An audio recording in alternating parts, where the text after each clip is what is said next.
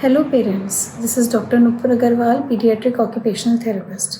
आज मैं आपको बताने वाली हूँ कि व्हाट इज़ ऑटिज़्म, ऑटिज़्म के लक्षण क्या होते हैं और आप किस तरीके से अपने बच्चों में ऑटिज़्म को पहचानें। तो बेसिकली मेरे पास बहुत सारे पेरेंट्स की कंप्लेंट्स आती हैं। वो कहते हैं कि मैम हमें पता ही नहीं लगता है कि हमारे बच्चों को ऑटिज़्म है या नहीं। अर्ली एजेस में हम अपने बच्चों को कैसे ऑटिज़्म के लक्षण कैसे पहचान सकते हैं, किस तरीके से हम डिफरेंशिएट कर सकते हैं कि ये ऑटिज़्म है या फिर एक नॉर्मल बिहेवियर है।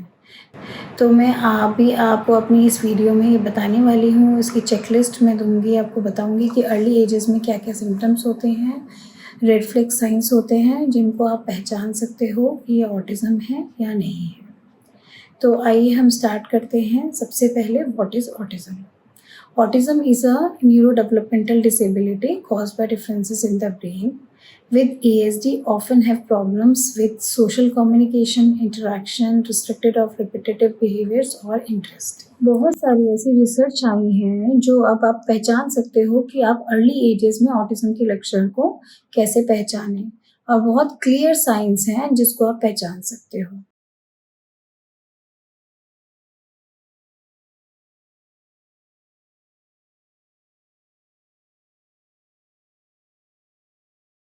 तो मैं अभी आपको ये ऑटिज़्म चेकलिस्ट बताने वाली हूँ, जिसमें आप कुछ साइन्स हैं जो आपको डायरेक्टली आप पहचान जाओगे कि आपके बच्चों में है या नहीं है। जैसे कि कुछ ऑटिज़्म चेकलिस्ट के बारे में मैं बताने वाली हूँ। कुछ पॉइंट्स हैं, जैसे कि when you call your child's name, क्या वो अपने नाम पे रिस्पॉन्ड करता है, या फिर क्या वो जब भी आपसे कोई भी बात करता है आपका बच्चा, तो क्या वो आपकी आँखों में आँखें डाल के बात करता है, आई कॉन्टैक्ट के साथ बात करता है, प्रॉपर आई कॉन्टैक्ट के साथ। जब भी आप कोई टॉय उसको दिखाते हो, तो क्या आपका बच्चा कभी उस टॉय की तरफ देखता है जब भी आप उसको किसी टॉय की तरफ दिखाते हो? या फिर वो प्ले करते वक़्त स्माइल करता है? या फिर कभी भी अपनी बॉडी लैंग्वेज और जेस्चर्स को यूज़ करता है कम्युनिकेशन के वक़्त? जैसे पॉइंटिंग करना, वेविंग करना, ऑब्जेक्ट्स को दिखाना, उसकी तरफ ड्रैग करके ले जाना। वो उसी टाइम पे जब वो जेस्चर्स यूज़ कर रहा है, उसी टाइम पे क्या वो आई कॉन्टैक्ट भी यूज़ करता है? इसी तरीके से वो कम्युनिकेशन में किस तरीके से रिपिटिशन कर रहा है, या फिर आपका प्रॉपर कम्युनिकेशन कर रहा है और रिप्लाई कर रहा है या नहीं कर रहा है।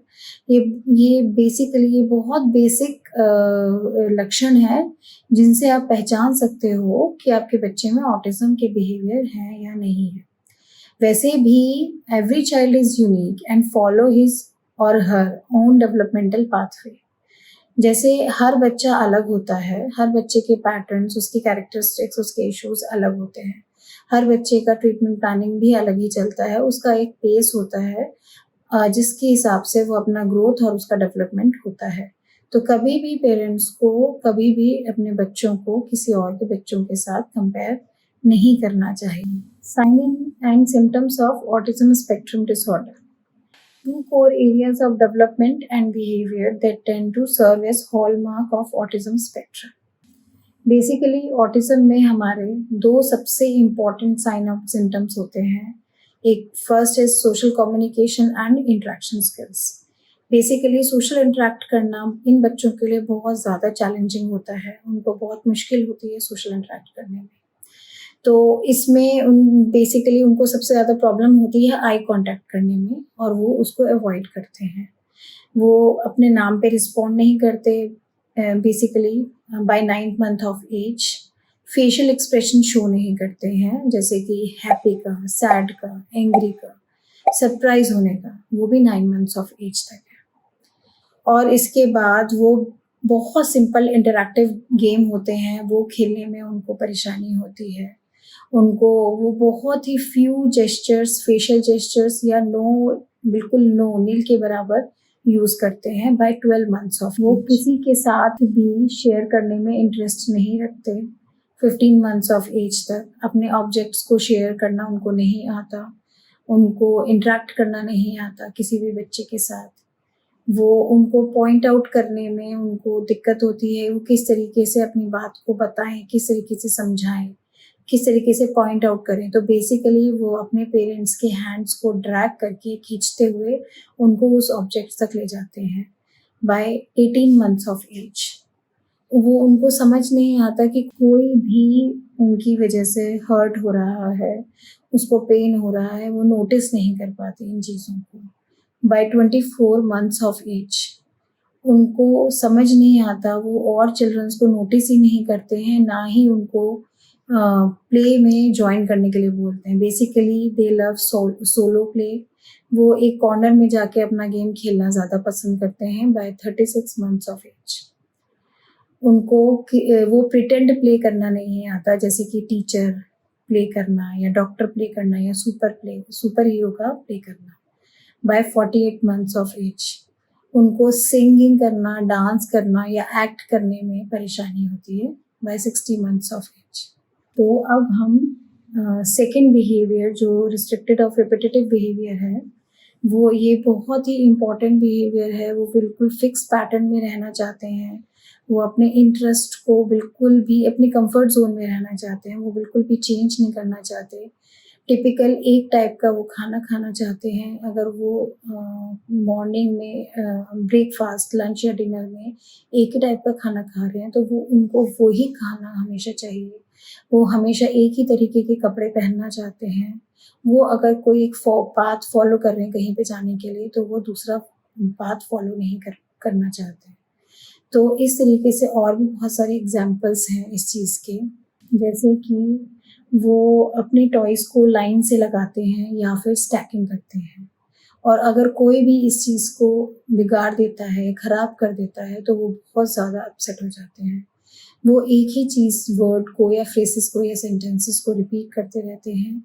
इसको बोलते हैं इक्विलिब्रियम, जो मैंने अपनी पहली वीडियो में भी आपको इक्विलिब्रियम के बारे में बताया है। वो कुछ टॉयज़ को एक ही तरीके से खेलना पसंद करते हैं और बार-बार उसी तरीके से खेलते रहते हैं। रिपिटेटिवली वो या तो कोई भी शेप पेग बोर्ड है, कोई भी पेग बोर्ड है, अगर उसके साथ खेल रहे हैं, तो रिपिटेटिवली वो उसको हटाएँगे, रिमूव करेंगे, फिर लगाएँगे, फिर हटाएँगे, फिर उसके बाद फिर लगाएँगे। इस तरीके से रिपिटेटिव बिहेवियर्स उनके होते हैं। एक ही अपने चारों तरफ स्पिन करना या फिर वो किसी भी ऑब्जेक्ट के चारों तरफ स्पिन करना पसंद करते हैं और कॉन्टिन्यूअसली रिपिटेटिवली वो एक ही चीज़ करते रहते हैं। अगर ज़रा से भी चेंजेस होते हैं उनकी रूटीन में या उनके शेड्यूल में, तो उनको बहुत ज़्यादा अपसेट हो जाते हैं। उनको बहुत प्रॉब्लम होती है, उनको अडैप्टेशन में बहुत प्रॉब्लम होती है। सिचुएशन जब भी चेंज होता है किसी भी तरीके का, उसको अडैप्ट करने में उनको प्रॉब्लम होती है। वो किसी एक ऑब्जेक्ट के किसी एक पार्ट पे फोकस करते हैं, जैसे कि अगर वो टॉय कार से खेल रहे हैं, तो उसके व्हील्स की तरफ सबसे ज़्यादा फोकस करते हैं और वो उसी से व्हील से ही प्ले करते रहते हैं। उनको एक रूटीन जो है वो फॉलो करते हैं, और रूटीन में अगर चेंज हो जाए तो वो उनको पसंद नहीं होता। वो अपने हैंड को फ्लैप करना, इस तरीके से फ्लैपिंग करना, अपनी बॉडी को मूव करते रहना आगे पीछे या साइड टू साइड, या फिर सर्कल्स में स्पिन करना उनको पसंद है। उनके कुछ अनयूजुअल सेंसरी इश्यूज़ भी होते हैं related to sound, smell, taste, look और फील। तो ये कुछ उनके सिम्पटम्स होते हैं जो आप आसानी से पहचान सकते हो। कुछ और भी अदर कैरेक्टरिस्टिक्स होते हैं, जैसे कि इनकी डिलेड लैंग्वेज स्किल्स होती हैं। लैंग्वेज कम्युनिकेशन और इंटरेक्शन में भी प्रॉब्लम होता है। कॉग्निटिव और लर्निंग स्किल्स भी डिलेड होती हैं। हाइपर एक्टिव, इम्पल्सिव या इनअटेंटिव बिहेवियर भी उनका होता है। इन बच्चों में एपिलेप्सी और सीजर डिसऑर्डर भी होता है कभी-कभी। अनयूजुअल ईटिंग और स्लीपिंग हैबिट्स होती हैं। गैस्ट्रोइंटेस्टाइनल इश्यूज होते हैं, जैसे नॉर्मली उनको सबसे ज़्यादा कॉन्स्टिपेशन की शिकायत बहुत रहती है। मूड डिसऑर्डर्स और इमोशनल डिसऑर्डर्स भी होते हैं। एंजाइटी, स्ट्रेस और एक्सेसिव वरी इन बच्चों में पाया जाता है। और लैक ऑफ फियर या बहुत ज़्यादा फियर, या तो बिल्कुल नहीं डरते हैं या बहुत ज़्यादा डरते हैं। तो इस तरीके के कुछ इश्यूज़ हैं जो मैं रिस्ट्रिक्टेडली नहीं बोलूँगी कि हाँ, उन बच्चों में होता ही होता है, लेकिन हर बच्चे में कुछ-कुछ इश्यूज़ ऐसे होते हैं। तो अब मैंने आपको ये सारे सिम्पटम्स और ऑटिज़्म की चेकलिस्ट मैंने आपको बता दी है। अगर आपको कोई भी कंसर्न होता है या अगर आपको ये सिम्पटम्स अपने बच्चे में दिखाई देते हैं, तो प्लीज़ तुरंत अपने डॉक्टर के पास या फिर पीडियाट्रिशियन कोई भी है उसके पास अपने बच्चे को ले जाएँ और प्लीज़ उनको डिटेल में सारी बातें बताएँ। फिर आपको वो पीडियाट्रिशियन थेरेपिस्ट के लिए आपको रिकमेंड करेगा। तो और उसकी बिल्कुल सही टाइम पे उसकी अगर आप थेरेपी स्टार्ट कर देते हो तो उसमें इम्प्रूवमेंट बहुत अच्छे होने के चांसेस होते हैं।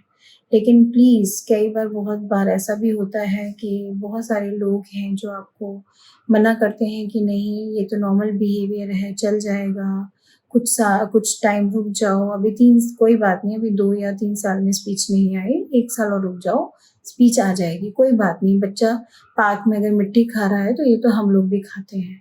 तो इस तरीके से कुछ हमारे पेरेंट्स होते हैं, इन-लॉज़ होते हैं या फिर नेबर्स होते हैं, रिलेटिव्स होते हैं, जो आपको ये सारी बातें बोलते हैं आपके बच्चों के बारे में। लेकिन जहाँ तक मुझे लगता है कि आप सबसे best you are the best जो अपने बच्चों के बारे में सबसे ज़्यादा अच्छे से जानता है। आपको पता है कि आपका बच्चा किस तरीके से शो करता है, क्या साइन एंड सिम्पटम्स शो करता है, उसके क्या इश्यूज़ हैं, आप सबसे ज़्यादा अच्छे तरीके से जानते हो क्योंकि 24 आवर्स आप बच्चे के साथ रहते हो। तो आपको पता है कि आपके बच्चे के लिए क्या अच्छा है, तो प्लीज़ उसको सही टाइम पे आप ट्रीटमेंट दीजिए, जिससे कि उसको सही टाइम पे सही थेरेपी मिले और आपके बच्चे में सुधार हो।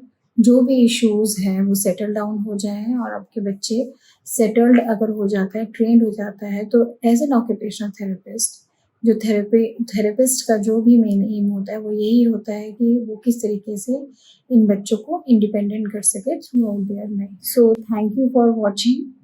मैं आपको पूरे वीडियो में आपको मैं सब कुछ बता दिया है कि व्हाट इज़ ऑटिज़्म, इसके सिम्पटम्स क्या हैं, इसकी चेकलिस्ट क्या है और किस तरीके से आप अपने बच्चे को एक थेरेपिस्ट के पास ले जा सकते हो। तो प्लीज़ आज ही आप अपने बच्चे को ले जाएँ, उनके सिम्पटम्स पहचानें और सही थेरेपी दिलवाएँ।